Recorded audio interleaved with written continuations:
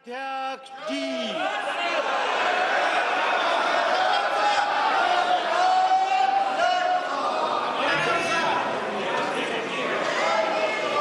Item number 1 माननीय वित्त मंत्री श्रीमती निर्मला सीतारमन जी।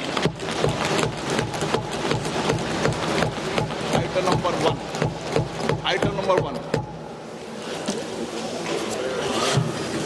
Sir, with your permission, I rise to lay on the table a copy each of the following papers, Hindi and English versions, under Article 281 of the Constitution, Report for 2026 to 2031, Volume 1, Main Report of the 16th Finance Commission. 2. Report for 2026-2031, Volume 2, Annexures of the 16th Finance Commission. Number 3, explanatory memorandum as to the action taken on the recommendations contained in the above report. Item number 2 माननीय वित्त मंत्री निर्मला सीतारमन जी।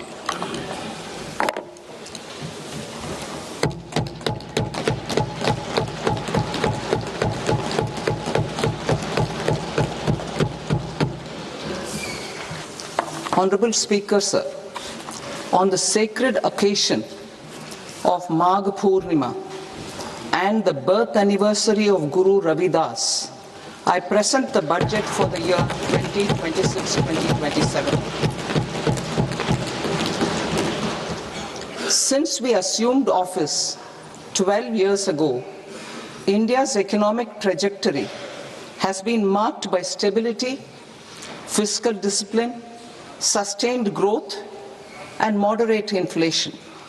This is the result of conscious choices we have made, even in times heightened uncertainty and disruption. Our government, led by Honorable Prime Minister Modi, has decisively and consistently chosen action over ambivalence, reform over rhetoric, and people over populism. We have pursued far-reaching structural reforms, fiscal prudence and monetary stability, whilst maintaining a strong thrust on public investment. Keeping Atmanirbharta as a lodestar, we have built domestic manufacturing capacity, energy security, and reduced critical import dependencies.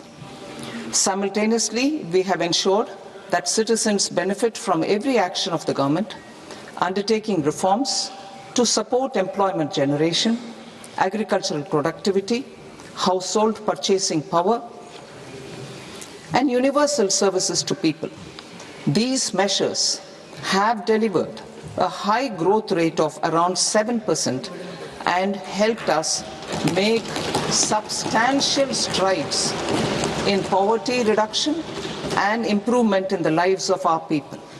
Today, we face an external environment in which trade and multilateralism are imperiled and access to resources and supply chains are disrupted.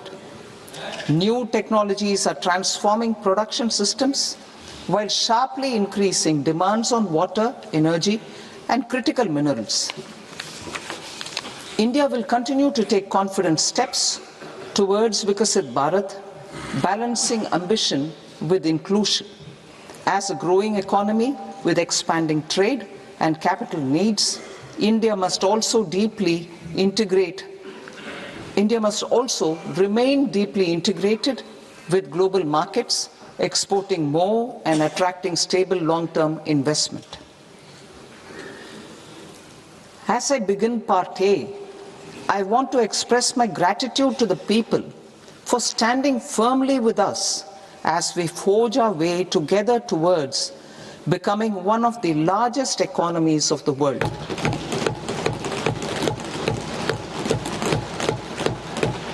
Our aim is to transform aspiration into achievement and potential into performance as we ensure that the dividends of growth reach every farmer, the scheduled caste, the scheduled tribes, the nomads, the youth, the poor, and the women.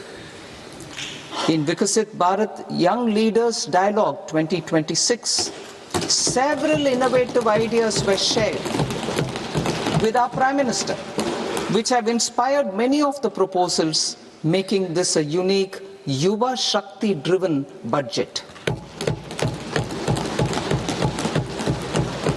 Our government's sankalp is to focus on our poor, underprivileged, and the disadvantaged.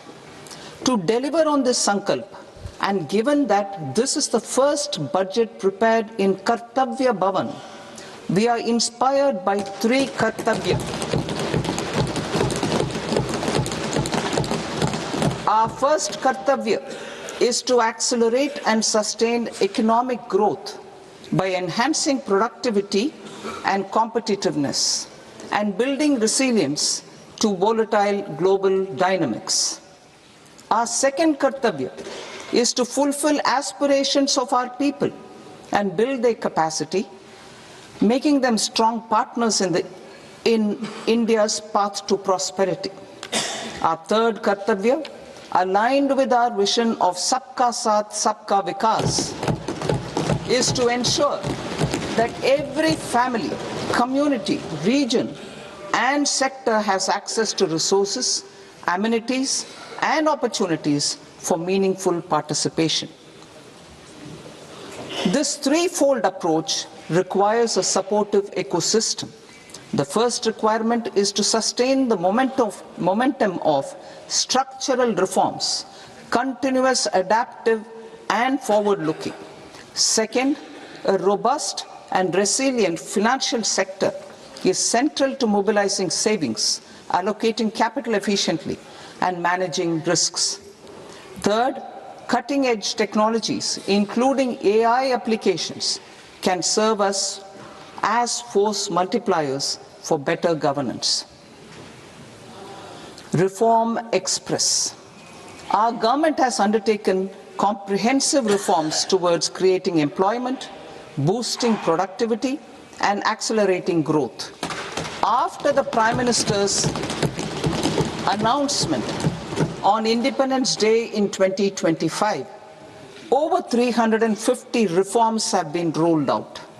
This includes GST simplification, notification of labor codes, and rationalization of mandatory quality control orders.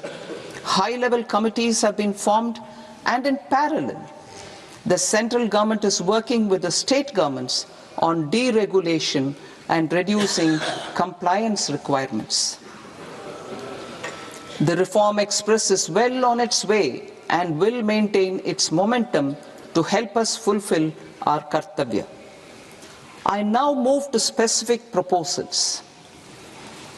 Under our first Kartavya, to accelerate and sustain economic growth, I propose interventions in 6 areas. 1. Scaling up manufacturing in 7 strategic and frontier sectors. 2. Rejuvenating legacy industrial sectors. 3. Creating champion MSMEs. 4. Delivering a powerful push for infrastructure. 5. Ensuring long-term security and stability. And 6. Developing city economic regions. Scaling up of manufacturing in 7 strategic and frontier sectors. Biopharma Shakti, meaning biopharma strategy for health advancement through knowledge, technology, and innovation. India's disease burden is observed to be shifting towards non-communicable diseases like diabetes, cancer, and autoimmune disorders. Biologic medicines are key to longevity and quality of life at affordable costs. To develop India as a global biopharma manufacturing hub,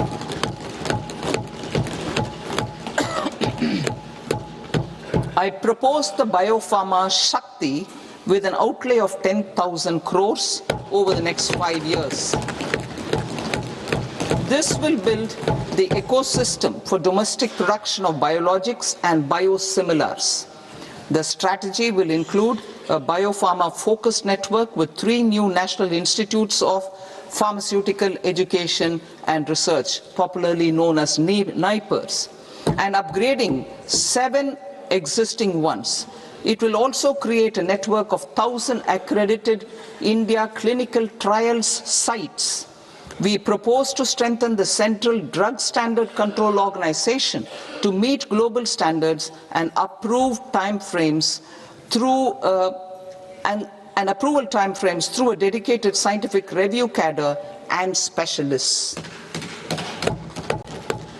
India's Semiconductor Mission 1.0 expanded India's semiconductor sector capabilities.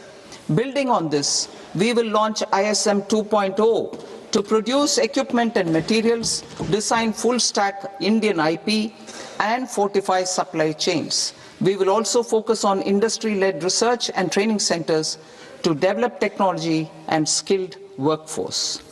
The Electronics Components Manufacturing Scheme, launched in April 2025 with an outlay of 22,919 crores, already has investment commitments at double the targets. We propose to increase the outlay to 40,000 crores to capitalize on this momentum.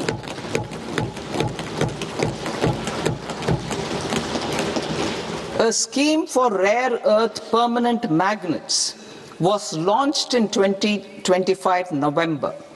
We now propose to support the mineral-rich states of Odisha, Kerala, Andhra Pradesh and Tamil Nadu to establish dedicated rare earth corridors to promote mining, processing, research and manufacturing. To enhance domestic chemical production and reduce import dependency, we will launch a scheme to support states in establishing 3 dedicated chemical parks through challenge route on a cluster-based plug-and-play model. Strong capital goods.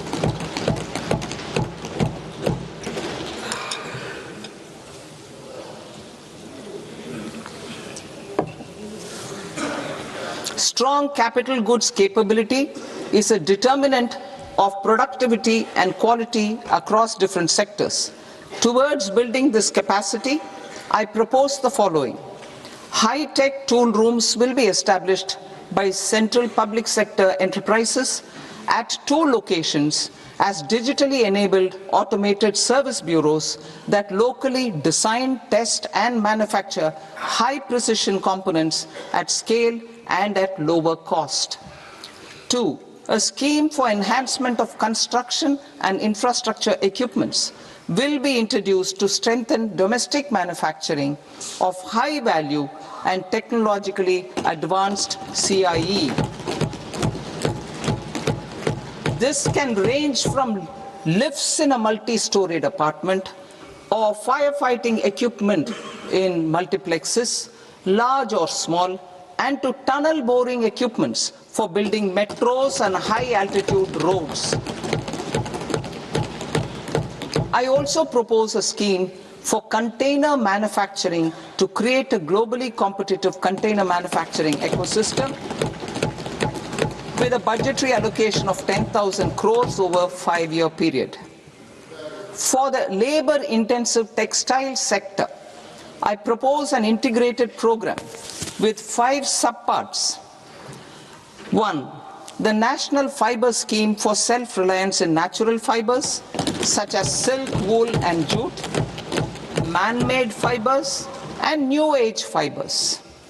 Textile expansion and employment scheme to modernize traditional clusters with capital support for machinery, technology upgradation and common testing and certification centers.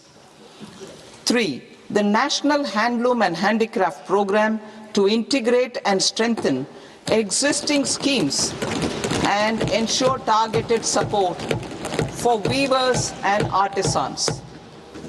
Tex Eco Initiative to promote globally competitive and sustainable textiles and apparels. Samarth 2.0 to modernize the upgrade the textile skilling ecosystem through collaboration with industry and academic institutions. Further, I propose to set up mega textile parks in challenge mode. They can also focus on bringing value addition to technical textiles. I propose to launch the Mahatma Gandhi Gram Swaraj initiative to strengthen khadi, handloom and handicrafts. This will help in global market linkage and branding. It will streamline and support training, skilling, quality of process and production. This will benefit our weavers, village industries, one district, one product ODOP initiative, and also our rural youth. India has the potential to emerge as a global hub for high quality, affordable sports goods. I propose a dedicated initiative for sports goods that will promote manufacturing, research and innovation in equipment design as well as material sciences. Rejuvenation of legacy industrial clusters. I propose to introduce a scheme to revive 200 legacy industrial clusters to improve their cost competitiveness and efficiency through infrastructure and technology upgradation. Creating champion SMEs and supporting micro enterprises. Recognizing MSMEs as a vital engine of growth, I propose a three-pronged approach to help them grow as champions. Equity support. I propose to introduce a dedicated 10,000 crores SME growth fund to create future champions, incentivizing enterprises based on select criteria. I also propose to top up the Self-Reliant India Fund set up in 2021 with 2,000 crores to continue support to micro enterprises and maintain their access to risk capital. Liquidity support. With TREDS, more than 7 lakh crore has been made available to MSMEs. To leverage its full potential, I propose 4 measures. 1. Mandate TREDS as the transaction settlement platform for all purchases from MSMEs by CPSEs, serving as a benchmark for other corporates. 2. Introduce a credit guarantee support mechanism through CGT-MSE for invoice discounting on TREDS platform. 3. Link GEM with TREDS for sharing information with financiers about government purchases from MSMEs, encouraging cheaper and quicker financing. 4. Introduce TREDS receivables as asset-backed securities, helping develop a secondary market, enhancing liquidity and settlement of transactions. Professional support. Government will facilitate professional institutions such as the ICAI, ICSI, ICMAI to design short-term modular courses and practical tools to develop a cadre of corporate mitras, especially in Tier 2 and Tier 3 towns. These accredited para-professionals will help MSMEs meet compliance requirements at affordable costs. Infrastructure. During this past decade, our government has undertaken several initiatives for large-scale enhancement of public infrastructure, including through new financing instruments such as Infrastructure Investment Trust (InvITs) and Real Estate Investment Trust (REITs), and institutions like NIIF and NABFID. We shall continue to focus on developing infrastructure in cities with over 5 lakh population, that is tier 2, tier 3 cities, which have expanded to become growth centers. Public capital expenditure has increased manifold from 2 lakh crore in 2014-15 to an allocation of 11.2 lakh crore in BE 25-26. In this coming year, that is financial year 2026-27, I propose to increase it to 12.2 lakh crores to continue the momentum.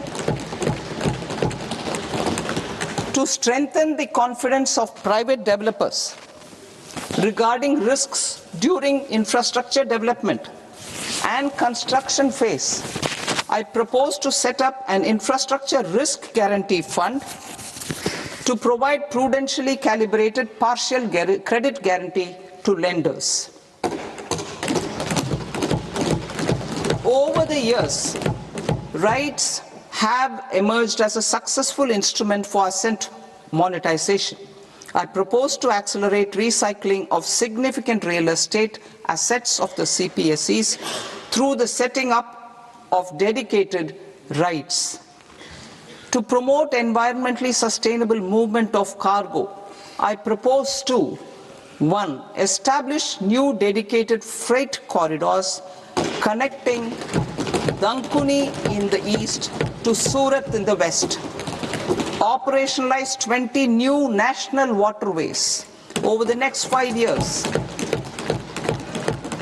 starting with National Waterways 5 in Orient and acquire skills. Further, a ship repair ecosystem catering to inland waterways will also be set up at Varanasi and Patna. And C. Launch a coastal cargo promotion scheme for incentivizing a modal shift from rail to road to increase the share of inland waterways and coastal shipping from 6% to 12% by 2047. To enhance last mile and remote connectivity and promote tourism, I propose to give incentives to indigenize manufacturing of seaplanes. A seaplane VGF scheme will be also introduced to provide support for operations. Carbon capture, utilization and storage. Aligning with the roadmap launched in December 2025, the carbon capture,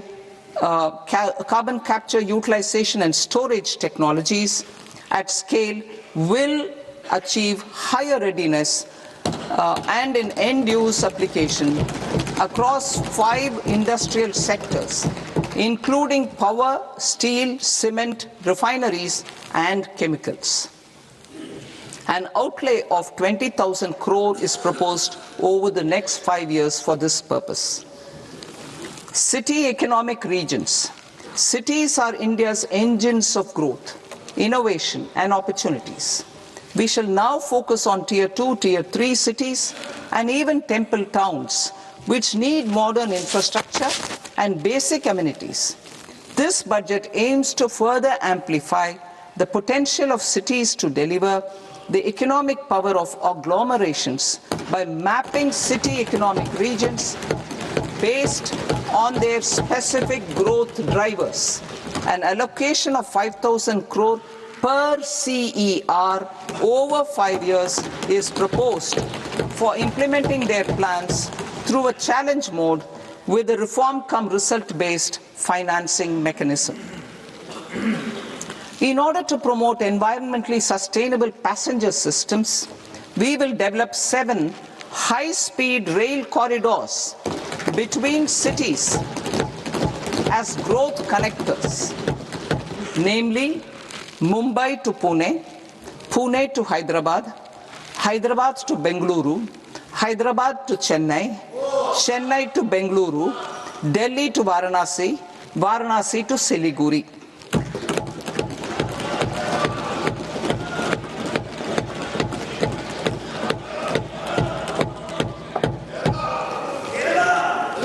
Financial sector. The Indian banking sector today is characterized by strong balance sheet, historic highs in profitability, improved asset quality, and coverage exceeding 98% of villages in the country. At this juncture, we are well placed to futuristically evaluate the measures needed to continue on the path of reform-led growth of this sector. I propose setting up a high-level committee on banking for Vikasit Bharat. High-level committee on banking for Vikasit Bharat to comprehensively review the sector and align it with India's next phase of growth, while safeguarding financial stability, inclusion, and consumer protection. The vision for NBFCs for Vikasit Bharat has been outlined with clear targets for credit disbursement and technology adoption in order to achieve scale and improve efficiency in the public sector NBFCs. As a first step, it is proposed to restructure the Power Finance Corporation and Rural Electrification Corporation. I propose a comprehensive review of the foreign exchange management non-debt instruments rules to create a more contemporary, user-friendly framework for foreign investments consistent with India's evolving economic priorities. Corporate bond market. I propose to introduce a market-making framework with suitable access to funds and derivatives on corporate bond indices. I also propose to introduce total return swaps on corporate bonds. Municipal bonds. To encourage the issuance of municipal bonds of higher value by larger cities, I propose an incentive of 100 crore rupees for a single bond issuance.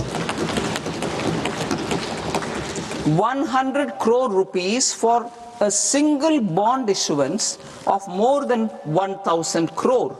The current scheme under Amrit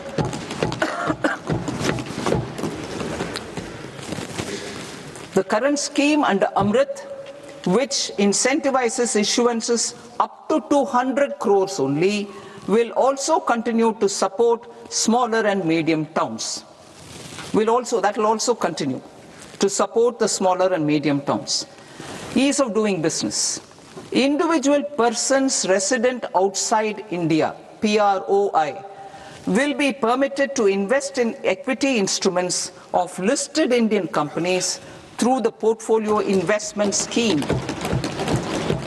It is also proposed to increase the investment limit for an individual PROI under the scheme from 5% to 10%, with an overall investment limit for all individual PROIs to 24% from the current 10%.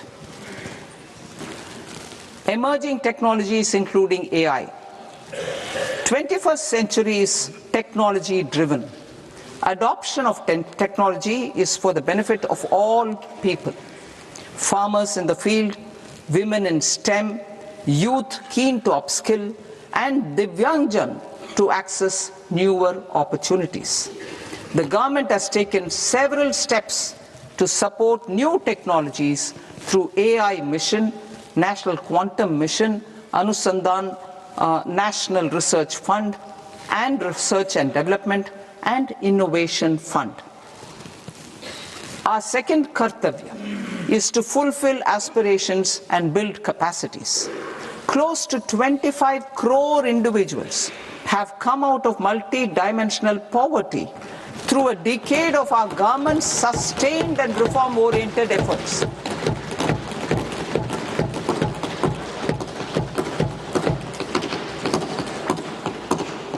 Our government has therefore decided to place a renewed emphasis on the service sector to provide a pathway to fulfilling aspirations of a youthful India with the following measures. I propose to set up a high-powered Education to Employment and Enterprises Standing Committee to recommend measures that focus on services sector as a core driver of Vikasit Bharat. This will make us a global leader in services with a 10% global share by 2047. The committee will prioritize areas to optimize the potential for growth, employment, and exports. They will also assess the impact of emerging technologies, including AI, on jobs and skill requirements and propose measures thereof. To create a range of skilled career pathways, a new range of skilled career pathways for our youth, I propose interventions in the following sectors. Health.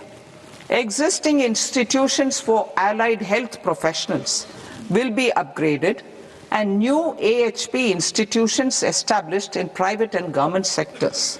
This will cover 10 selected disciplines, including optometry, radiology, anesthesia, OT technology, applied psychology and behavioral health, and add 1 lakh AHPs over the next 5 years. A strong care system covering geriatric and allied care services will be built. A variety of NSQF-aligned programs will be developed to train multi-skilled caregivers, combining core care and allied skills such as wellness, yoga, and operation of medical assistive devices.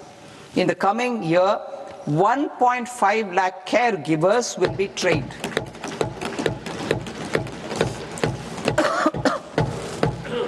Hubs for medical value tourism.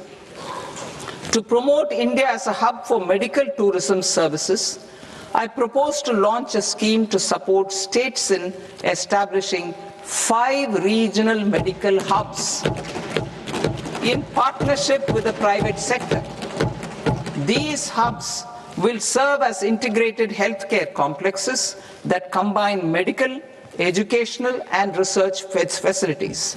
They will have Ayush centers, medical value tourism facilitation centers, and infrastructure for diagnostics, post-care, and rehabilitation. These hubs will provide diverse opportunities, job opportunities for health professionals, including doctors and AHPs. Ancient Indian yoga, already respected in several parts of the world, was given a mass global recognition when Honorable Prime Minister took it to the UN. Post-COVID, Ayurveda gained a similar global acceptance and recognition. Exporting quality Ayurveda products helps farmers who grow the herbs and youth who process the products. To meet growing global demand, a few more steps are being taken.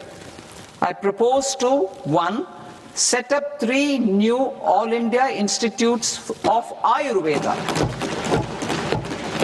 2. Upgrade Ayush pharmacies and drug testing labs for higher standards of certification ecosystem and make available more skilled personnel. 3.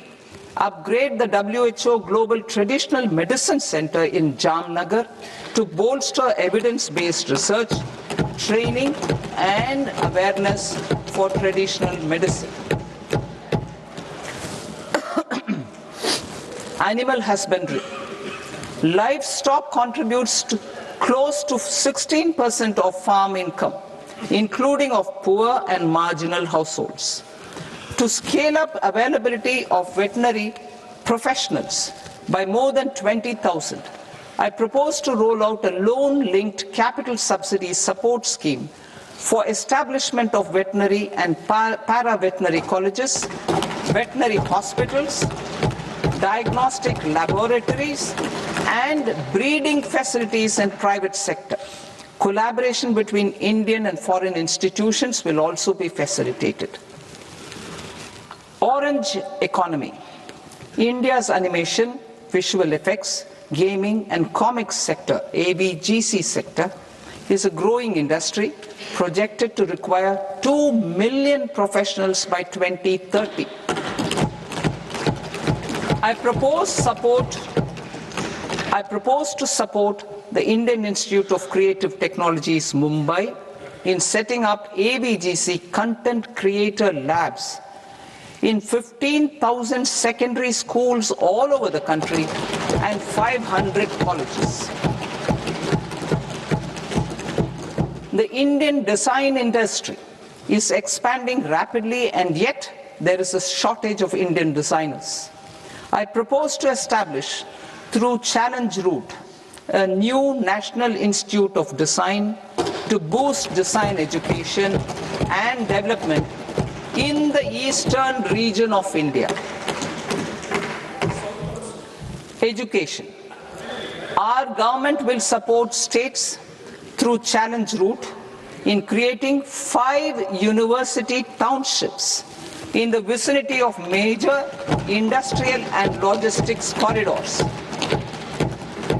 These planned academic zones will host multiple universities, colleges and research institutions, skill centers and residential complexes. In higher education, STEM institutions, prolonged hours of study and laboratory work pose some challenges for girl students. Through VGF, Viability Gap Funding and capital support, one girls' hostel will be established in every district.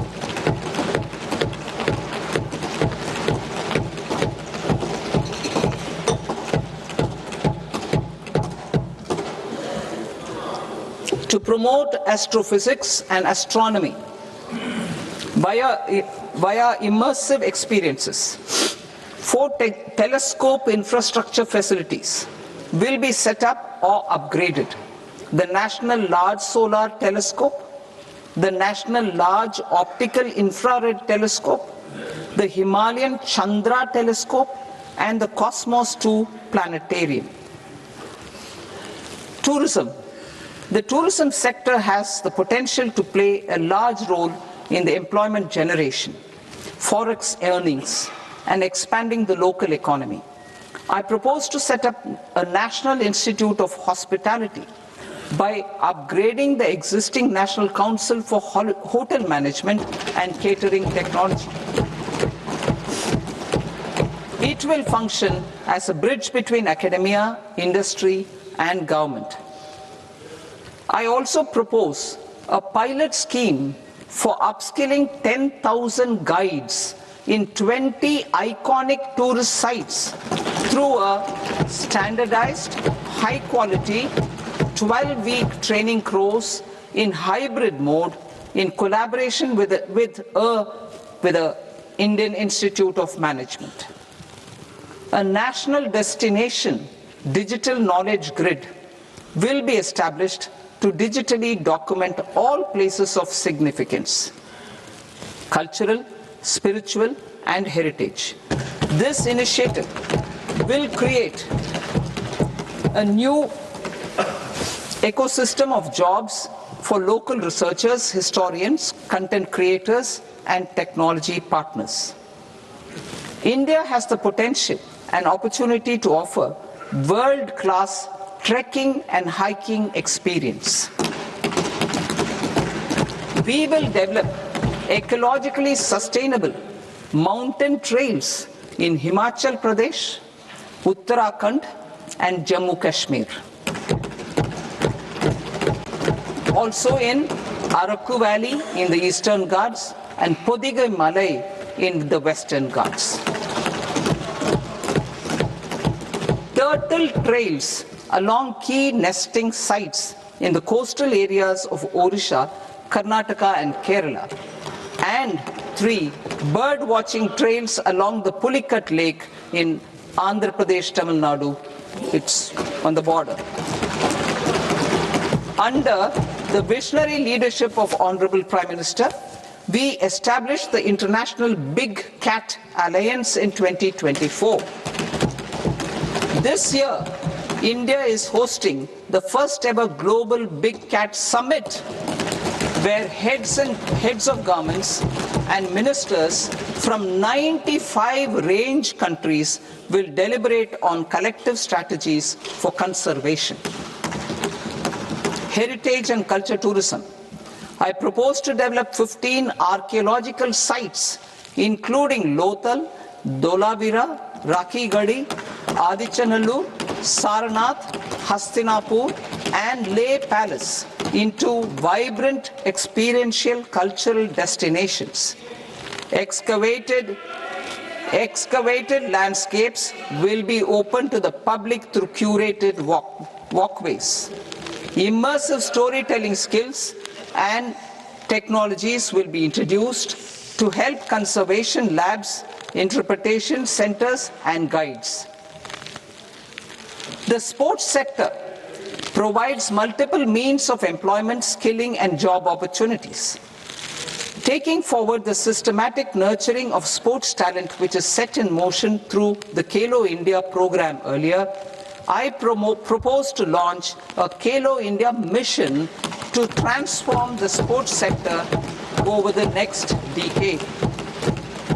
The mission will facilitate an integrated talent development pathway supported by training centers which are foundational, intermediate, and elite levels. B, systematic development of coaches and support staff. C, integration of sports science and technology. D, competitions and leagues to promote sports culture and provide platforms. And E, development of sports infrastructure for training and competition. Our third Kartavya aligns with our vision of Sabka Saath, Sabka Vikas towards Vikasit Bharat. This requires targeted efforts for 1. Increasing farmer incomes through productivity enhancement and entrepreneurship, with special attention to small and marginal farmers. B. Empowering Divyangjan through access to livelihood opportunities, training, and high-quality assistive devices. C. Empowering the vulnerable to access mental health and trauma care. D. Focus on the Purvodaya states and the Northeast region to accelerate development and employment opportunities. Fisheries. We will undertake initiatives for integrated development of 500 reservoirs and Amrit Sarovars. 2. Strengthen the fisheries value chain in coastal areas and enable market linkages involving startups and women-led groups together with fish farmer producer organizations. Animal husbandry. To provide quality employment opportunities in rural and peri-urban areas, we will support the animal husbandry sector in entrepreneurship development through A. A credit-linked subsidy program. B. Scaling up and modernization of livestock enterprises. C. Enhanced creation of livestock, dairy, and poultry. Enhanced creation of livestock, dairy, and poultry-focused integrated value chains. And D. Encourage creation of livestock farmer-producer organizations. High-value agriculture. To diversify farm outputs, increase productivity, enhance farmers' incomes, and create new employment opportunities, we will support high-value crops such as coconut, sandalwood, cocoa, cashew in the coastal areas, agar trees in northeast, and nuts such as almonds, walnuts, and pine nuts in our hilly regions. All of them will be supported. India is the world's largest producer of coconuts. About 30 million people, including nearly 10 million farmers, depend on coconuts for their livelihood. To further enhance competitiveness in coconut production, I propose a coconut promotion scheme to increase production and enhance productivity through various interventions, including replacing and non-productive trees with new saplings or plants or varieties in major coconut growing states. A dedicated program is proposed for Indian cashew and cocoa to make India self-reliant in raw cashew and coconut production and processing, enhance export competitiveness, and transform Indian cashew and Indian cocoa into premium global brands by 2030. Sandalwood. Sandalwood is closely linked to India's social and cultural heritage. Our government will partner with state governments to promote focused cultivation and post-harvest processing to restore the glory of the Indian sandalwood ecosystem, to rejuvenate old, low-yielding orchards and expand high-density cultivation of walnuts, almonds, and pine nuts. We will support a dedicated program to enhance farmer incomes and in bringing value addition by engaging youth. Bharat Vistar, that is virtually integrated system to access agricultural resources. I propose to launch Bharat Vistar, a multilingual AI tool that shall integrate the AgriStack portals and the ICAR package on agricultural practices with AI systems. This will enhance farm productivity, enable better decisions for farmers, and reduce risk by providing customized advisory support. She Marts for rural women-led enterprises. Building on the success of Lakpati Didi program, I propose to help women take the next step from credit-linked livelihoods to being owners of enterprises. Self-help entrepreneur, She Marts will be set up as community-owned retail outlets within the cluster-level federations through enhanced and innovative financing instruments. Empowering Divyangjan. Divyangjan Kaushal Yojana. Information technology, AVGC sectors, hospitality and food and beverages sectors often offer task-oriented and process-driven roles which are suitable for Divyangjan. We will ensure dignified livelihood opportunities through industry-relevant and customized training specific to each Divyangjan group. Divyang Sahara Yojana. Timely access to high-quality assistive devices for all eligible Divyangjan is a fundamental need. I propose to 1. Support the Artificial Limbs Manufacturing Corporation of India, Alimco, to set up and to scale up production of assistive devices, invest in R&D and AI integration, strengthen PM Divyasha Kendras, and support setting up of assistive technology marts as modern retail style centers where Divyangjan and senior citizens can see, try and purchase assistive products. Reaffirming our commitment to mental health and trauma care. There are no national institutes for mental health care in North India. We will therefore set up a NIMHANS 2 and also upgrade national mental health institutes in Ranchi and in Tezpur as regional apex institutions. Emergencies expose families, particularly the poor and vulnerable, to unexpected expenditure.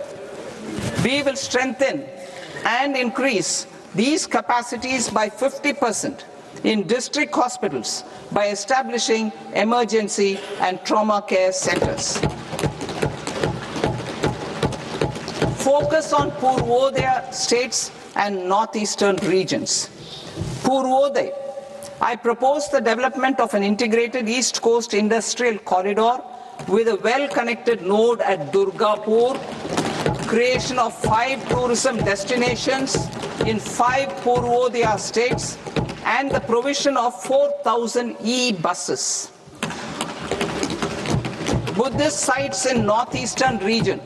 The northeastern region is a civilizational confluence of Theravada and Mahayana or Vajrayana traditions. I propose to launch a scheme for development of Buddhist circuits in Arunachal Pradesh, Sikkim, Assam, Manipur, Mizoram, and Tripura. The scheme will cover preservation of temples and monasteries, pilgrimage interpretation centers, connectivity, and pilgrim amenities. 16th Finance Commission. On 17th November 2025, the 16th Finance Commission submitted its report to the President. As mandated under Article 281 of the Constitution, the government is to lay the report along with the explanatory memorandum on the action taken report on the recommendations of the Commission in Parliament, which, Sir, Honourable Speaker, you've allowed me to do at the commencement of this session. The government has accepted the recommendation of the Commission to retain the vertical share of devolution at 41%. As recommended by the Commission, I have provided 1.4 lakh crores of rupees to the states for the year 2026-2027 as Finance Commission grants. These include rural and urban local body and disaster management grants. Fiscal consolidation. Government has been delivering on our fiscal commitments consistently without compromising on social needs.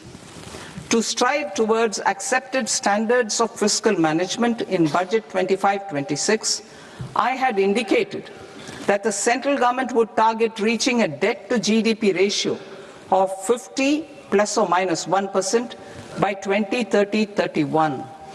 In line with this, the debt to GDP ratio is estimated to be 55.6% of GDP in BE 26-27. compared to 56.1% of GDP in RE 25-26. A declining debt to GDP ratio will gradually free up resources for priority sector lending and expenditure by reducing the outgo on interest payments. One of the main operational instruments for debt targeting is the fiscal deficit. I am happy to inform this august House that I fulfilled my commitment made in 2021-2022 to reduce fiscal deficit below 4.5% of GDP by 25-26. In RE 25-26, the fiscal deficit has been estimated at par with BE of 2025-26 at 4.4% of GDP. In line with the new fiscal prudence path of debt consolidation, the fiscal deficit in BE 26-27 is estimated to be 4.3% of the GDP.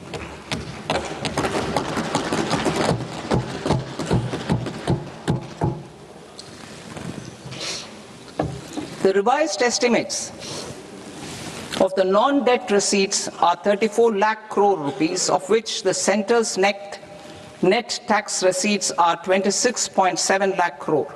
The revised estimate of the total expenditure is 49.6 lakh crore rupees, of which the capital expenditure is about 11 lakh crores. Budget estimates 2026 to 2027.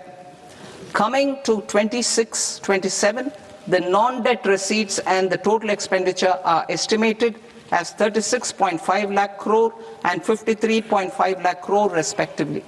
The centre's net tax receipts are estimated at 28.7 lakh crore rupees. To finance the fiscal deficit, the net market borrowings from dated securities are estimated at 11.7 lakh crore rupees. The balance financing is expected to come from small savings and other sources. The gross market borrowings are estimated at 17.2 lakh crore rupees. I'll now move to Part B. Part B, direct taxes.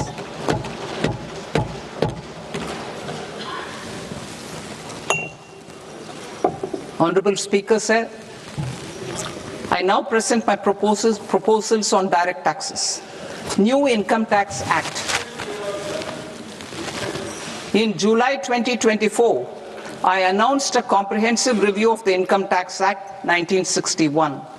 This was completed in a record time, and the Income Tax Act 2025 will come into effect from 1st April 2026.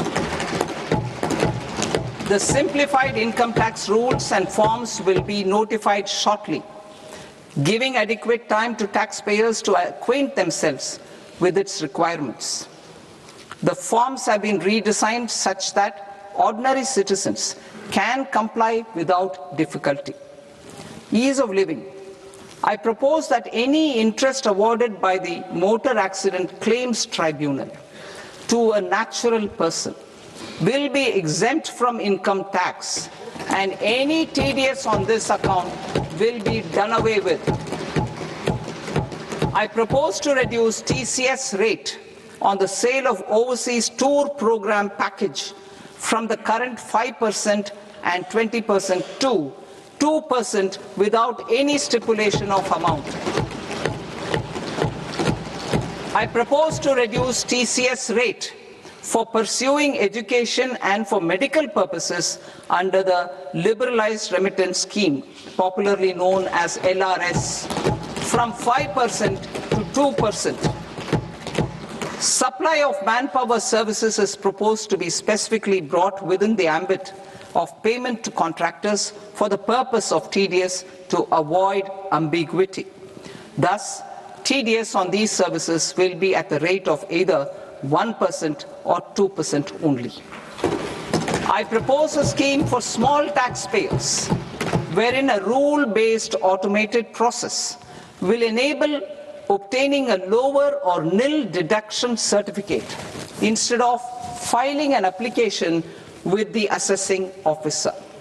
For the ease of taxpayer holding securities in multiple companies, I propose to enable depositories to accept Form 15G or Form 15H from the investor and provide it directly to various relevant companies.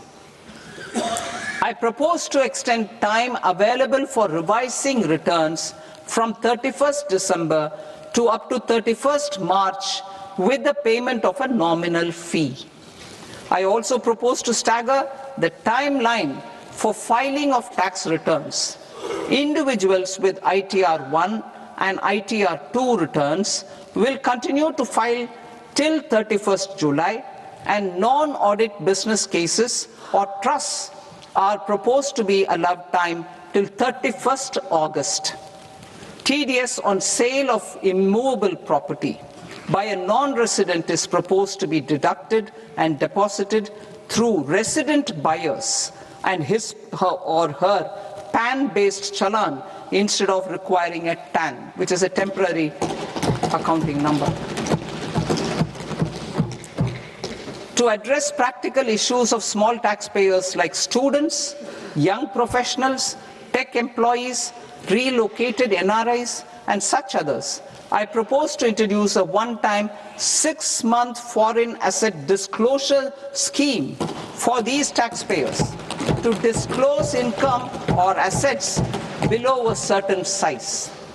This scheme would be applicable for two categories of taxpayers, namely A, who did not disclose their overseas income or assets, and B, who disclosed their overseas income and or paid due tax but could not declare the asset acquired. For category A, the limit of undisclosed income or asset is proposed to be up to 1 crore rupees.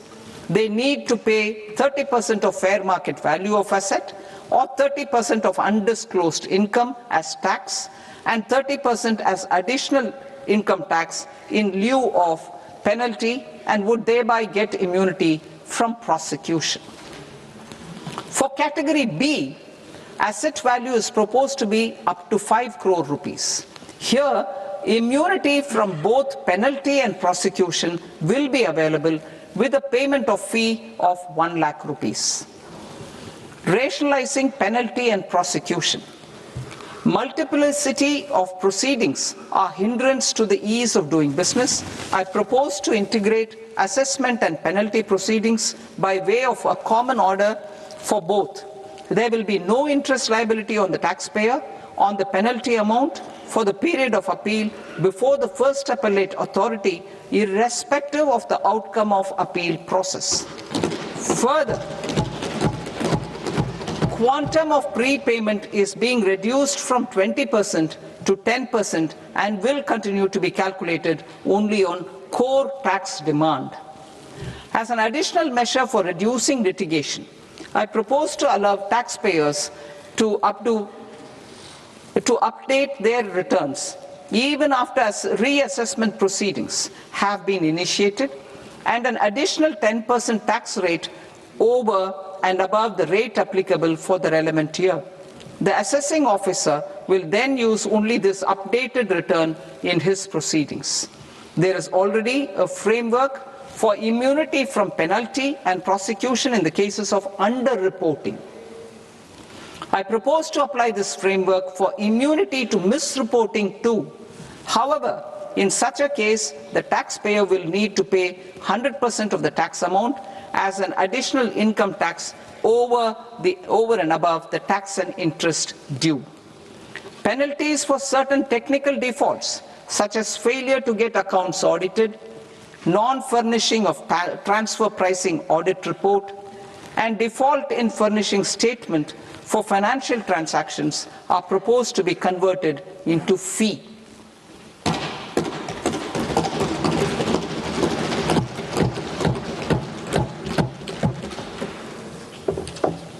I propose to rationalize prosecution framework under Income Tax Act while maintaining a careful balance for deterrence in some serious offence.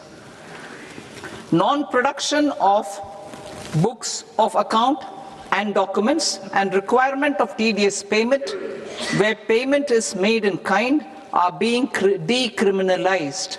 Further, minor offences will attract fine only.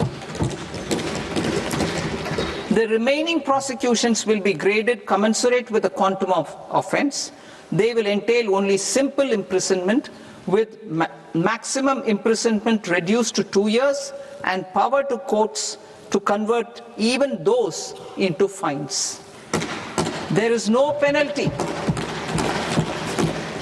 There is no penalty presently for non-disclosure of non-immovable foreign assets with aggregate value less than 20 lakh rupees. I propose to also provide them with immunity from prosecution with retrospective effect from 1/10/2024.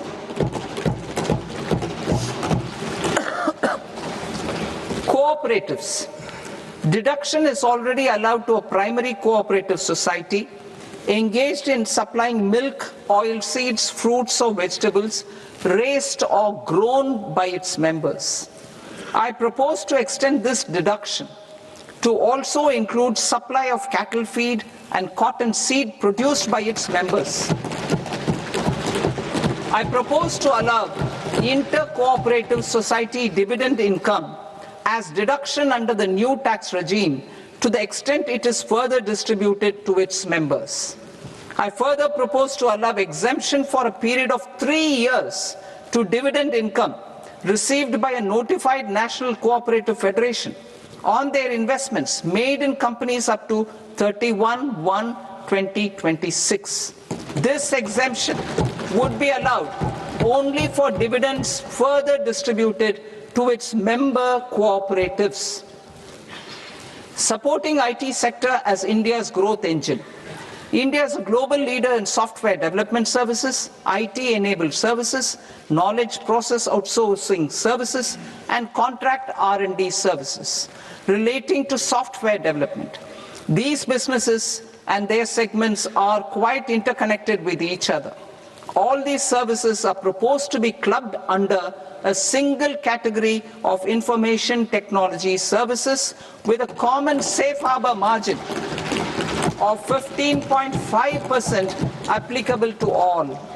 The threshold for availing safe harbor for IT services is being enhanced substantially from 300 crore rupees to 2,000 crore rupees. Safe harbor for IT services shall be approved by an automated rule-driven process without any need for tax officer to examine and accept the application. Once applied by an IT services company, the same safe harbor can be continued for a period of 5 years at a stretch at its choice. For IT services companies who want to conclude advanced pricing agreement, APA, I propose to fast-track unilateral APA process for IT services and endeavor to conclude it within a period of 2 years. The period of 2 years can be extended by a further period of 6 months on taxpayers' request. I propose to extend the facility of modified returns available to the entity entering APA to its associated entities also. Attracting global business and investment. Recognizing the need to enable critical infrastructure and boost investment in data centers, I propose to provide tax holiday till 2047 to any foreign company that provides cloud services to customers globally by using data center services from India. It will, however, need to provide services to Indian customers through an Indian reseller entity. I also propose to provide a safe harbor of 15% on cost in case the company providing data center services from India is a related entity. To harness the efficiency of just-in-time logistics for electronic manufacturing, I propose to provide safe harbor to non-residents for component warehousing in a bonded warehouse at a profit margin of 2% of the invoice value. The resultant tax of about 0.7% will be much lower than in competing jurisdictions. To provide fillip to toll manufacturing in India, I propose to provide exemption from income tax for 5 years to any non-resident who provides capital goods, equipment, or tooling to any toll manufacturer in a bonded zone. To encourage vast pool of global talent to work in India for a longer period of time, I propose to provide exemption to global, non-India sourced income of a non-resident expert for a stay period of 5 years under notified schemes. I propose to provide exemption from minimum alternate tax, the MAT, to all non-residents who pay tax on presumptive basis. Tax administration. I propose to constitute a joint committee of Ministry of Corporate Affairs and Central Board of Direct Taxes for incorporating the requirements of income computation and disclosure standards, the ICDS, in the Indian Accounting Standards, IND AS itself. Separate accounting requirement based on ICDS will be done away with from the tax year 27-28. To support Prime Minister Modi's vision of homegrown accounting and advisory firms to become global leaders, I propose to rationalize the definition of accountant for the purposes of safe harbor rules. Other tax proposals. Change in taxation of buyback was brought in to address the improper use of buyback route by promoters. In the interest of minority shareholders, I propose to tax buyback for all types of shareholders as capital gains. However, to disincentivize misuse of tax arbitrage, promoters will pay an additional buyback tax. This will make effective tax 22% for corporate promoters. For non-corporate promoters, the effective tax will be 30%. TCS rate for sellers of specific goods, namely alcoholic liquor, scrap and minerals, will be rationalized to 2%, and that on tender leaves will be reduced from 5% to 2%. I propose to raise the STT on futures to 0.05% from the present 0.02%. STT on options premium and exercise of options are both proposed to be raised to 0.15% from the present rate of 0.1% and 0.125% respectively. We reformed the taxation landscape for corporates in 2019 by providing them a simplified regime with lower tax rate so that they could productively focus on business rather than on claim of deductions and exemptions.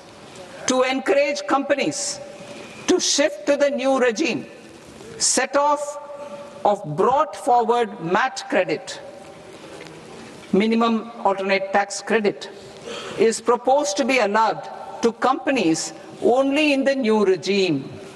Set off using available MAT credit is proposed to be allowed to an extent of 1/4 of the tax liability in the new regime. MAT is proposed to be made final tax, so there will be no further credit accumulation from 1st April 2026. In line with this change, the rate of final tax is being reduced to 14% from the current MAT rate of 15%. The brought forward MAT credit of taxpayers accumulated till 30th March 2026 will continue to be available to them for set-off as above. Indirect taxes. I shall now take up proposals related to indirect taxes. My proposals for customs and central excise aim to further simplify the tariff structure, support domestic manufacturing, promote export competitiveness, and correct inversion in duty. To continue weeding out long-continuing customs duty exemptions, I propose to remove certain exemptions on items which are being manufactured in India or where the imports are negligible. Similarly, to further simplify the process of ascertaining the rate of duty applicable on a particular item, I propose to incorporate certain effective rates in various customs notifications to the tariff schedule itself. I shall now take up sector-specific proposals. Promotion of exports of marine, leather, and textile products. I propose to increase the limit for duty-free imports of specified inputs used for processing seafoods for export from the current 1% to 3% of FOB value of the previous year's export turnover. I also propose to allow duty-free imports of specified inputs, which is currently available for exports of leather or synthetic footwear, to exports of shoe uppers as well. I propose to extend the time period for export of final product from the existing 6 months to 1 year for exporters of leather or textile garments, leather or synthetic footwear, and other leather products. Energy transition and security. I propose to extend the basic customs duty exemption given to capital goods used for manufacturing lithium-ion cells for batteries to those used for manufacturing lithium-ion cells for battery energy storage systems also.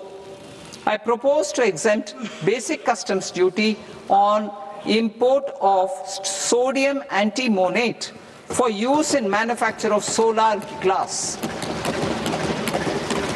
Nuclear power. I propose to extend the existing basic customs duty exemption on imports of goods required for nuclear power projects till the year 2035 and expand it for all nuclear plants irrespective of their capacity. Critical minerals.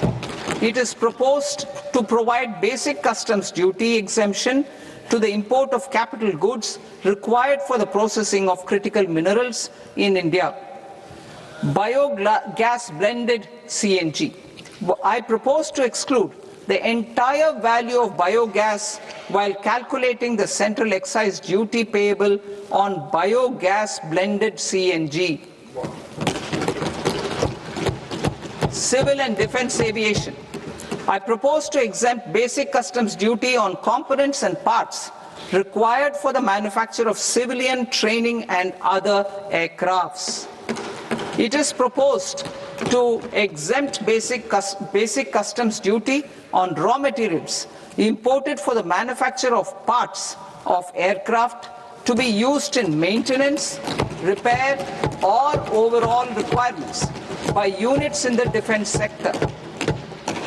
Electronics.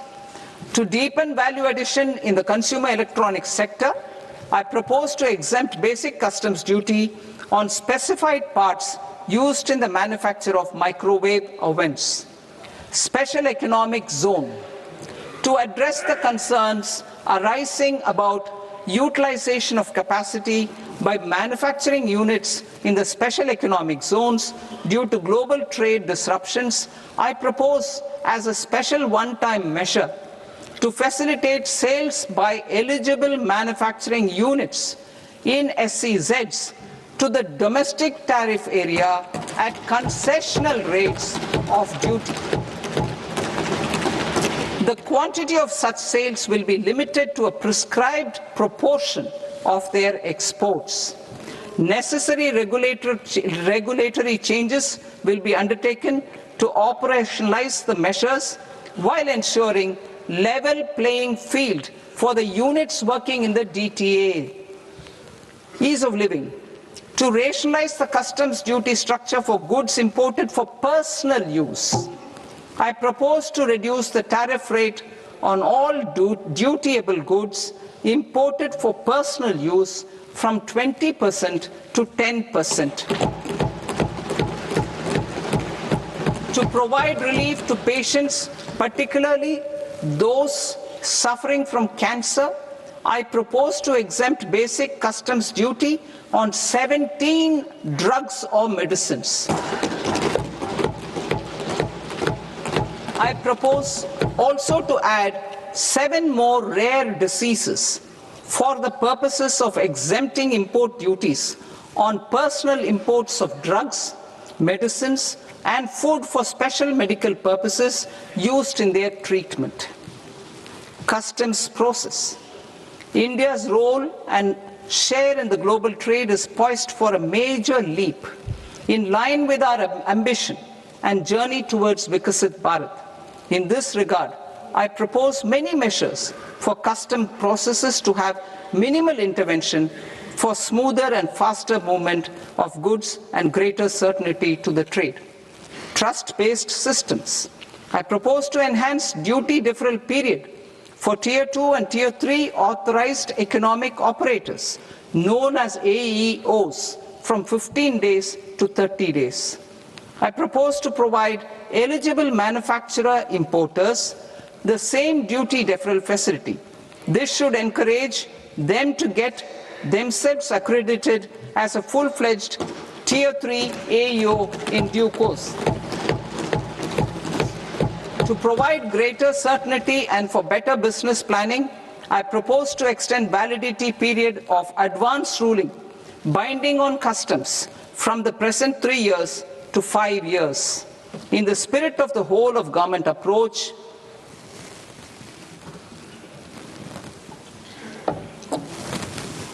Government agencies will be encouraged to leverage AEO accreditation for preferential treatment in clearing their cargo. Regular importers with trusted long-standing supply chains will be recognized in the risk system so that the need for verification of their cargo every time can be minimized. Export cargo using electronic sealing. Export cargo using electronic sealing will be provided through clearance from the factory premises to the ship. For import of goods not needing any compliance, filing of bill of entry by a trusted importer and arrival of goods will automatically notify customs for completing their clearance formalities. This will enable goods to be released immediately on arrival.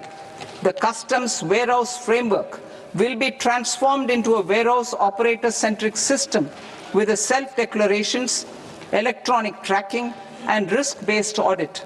These reforms will move away from the current system of officer-dependent approvals and reduce transaction delays and compliance costs. Ease of doing business. Approvals required for cargo clearance from various government agencies will be seamlessly processed through a single and interconnected digital window by the end of the financial year. Processes involved in clearance of food, drugs, plant, and animal and wildlife products, accounting for about 70% of interdicted cargo, will be operationalized on this system by April 2026 itself. For goods not having any compliance requirement, clearance will be done by customs immediately after online registration is completed by the importer, subject to the payment of duty. Customs integrated system will be rolled out in 2 years as a single integrated and scalable platform for all customs processes. Utilization of non-intrusive scanning with advanced imaging and AI technology for risk assessment will be expanded in a phased manner with the objective to scan every container across all the major ports. New export opportunities to support Indian fishermen to fully harness the economic value of marine resources beyond our territorial waters. The following measures will be taken. A. Fish catch by an Indian fishing vessel in exclusive economic zone or on the high seas will be made free of duty. Landing of such fish on foreign port will be treated as export of goods. Safeguards will be put in place to prevent misuse during fish catch, transit, or transshipment. To support aspirations of India's small businesses, artisans, and startups to access global markets through e-commerce, I am pleased to announce complete removal of the current value cap of 10 lakh rupees per consignment on courier exports. In addition, handling of rejected and returned consignments will be improved with effective use of technology for identifying such consignments. I propose to revise provisions governing baggage clearance during international travel to address genuine concerns of passengers. The revised rules will enhance duty-free allowances in line with the present-day travel realities and provide clarity in temporary carriage of goods brought in or taken out. There are honest taxpayers who are willing to settle disputes by paying all their dues, but they get deterred due to negative connotation associated with penalty. They will now be able to close cases by paying an additional amount in lieu of penalty. Honorable Speaker, sir, with this, I commend the budget to this august House. Jai Hind.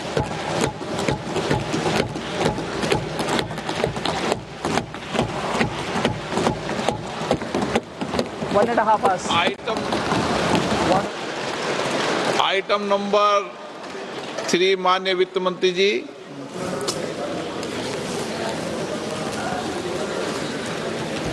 Item number 2, sir. 3। 3.